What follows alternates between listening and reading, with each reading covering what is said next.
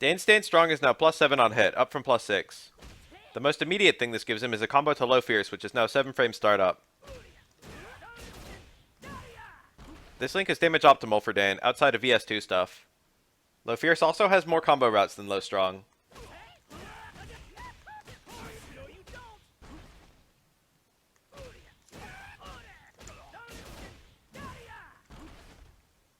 It also gives him Low Forward, when Low Strong or Low Fierce are too far out.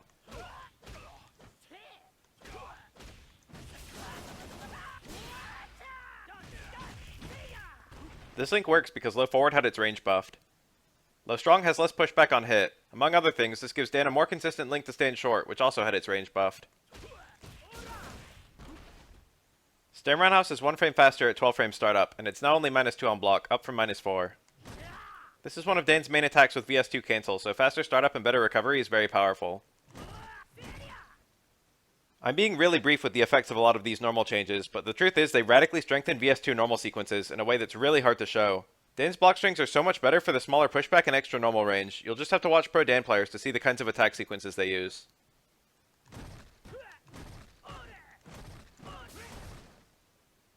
Stand Fierce now super cancels. This was always a crush counter, but it previously didn't really do anything besides build V-meter and cancel to VS2. The super cancel lets you cash out easily on reaction to the crush, even if you didn't pick VS2. It's also good in VS2 since it gives you a damaging conversion from max range stuff. Back Roundhouse pushes out less on block, giving you better frame traps out of it. EX Uppercut has more lateral range. Always useful to have a bigger hitbox on your reversal. The extra range combined with a closer launch on VS1 give Dan a new juggle. VS1 roll has more active frames. My best guess is they want you to meaty with it, which actually looks surprisingly viable.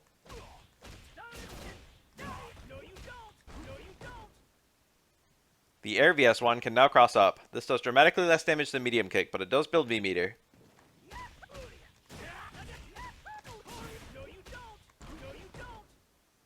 If Dan lands it as an air-to-air after jump strong, he falls dramatically faster, giving you a juggle on the ground. VT1 is now only a single hit. It comes out faster and travels dramatically farther. It still needs to be hit by 3 projectiles to be dissipated. The duration is dramatically shorter. Previously, opponents could hold up forward and get a jump-in punish if Dan used this in neutral, but now he has time to anti-air.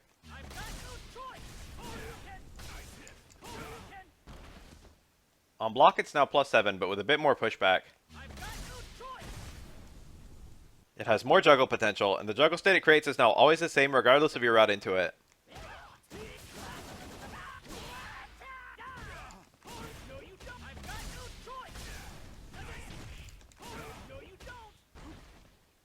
Finally, Dan's super now does 20 more damage when VT2 is on.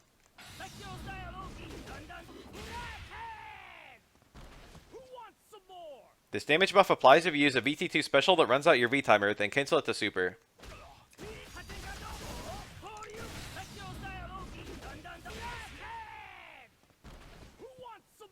The various buffs to Dan's normals are huge and make him a dramatically stronger character. The VT1 buffs are nice, but it might be the worst trigger in the game, which is appropriate for it being the cheapest. After they took away Dan's Infinite, I thought his chances of being seen as a viable tournament character would disappear forever, but it seems the devs realized there wasn't much incentive to pick him anymore, and they made the appropriate adjustments. I still think he probably won't see much play because people will think he's weak, but I think with a good player he's strong enough to work.